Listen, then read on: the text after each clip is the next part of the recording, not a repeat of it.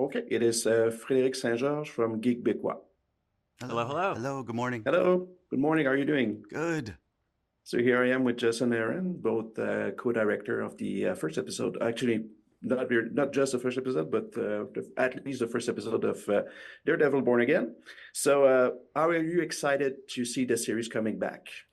I mean, I think I would be excited if we had nothing to do with it. You know, I mean, it's that Netflix show is really something special, and you know, we made this thing in a way that satisfied us as filmmakers, but also as fans of the character and of the show.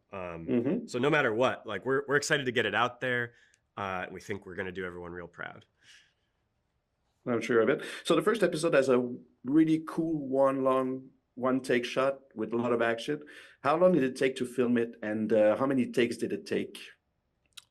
That's a very good question. Gosh.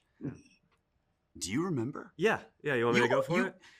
This is funny. It's a funny thing. Aaron and I have been making movies together for 20 years. He all the way, and we always have wonders in our movies too. Yeah. He always remembers this, and I never do, and I don't know what that means. It's so we shot it in a day and a half. There was one day of the fighting in the bar and the stairwell, and then a half a day on a rooftop set. And there's hidden cuts in between so that, you know, we could use different takes of anything. Almost always the last take was used because our action director and second unit director Phil Silvera, he always knows when he got it, you know, and when he's like, I got it, they move on. He's like very precise, and so it was, you know, who knows how many takes it took for each one, but it was something like 5. But always it was funny for us is often we would think it's right on the first take or the second take. Not for Phil. And then Phil's like, hang on, no, you didn't notice that punch? Like it like landed a little wrong? Like, no, didn't notice. But thank God for you, Phil. Yeah. That's cool.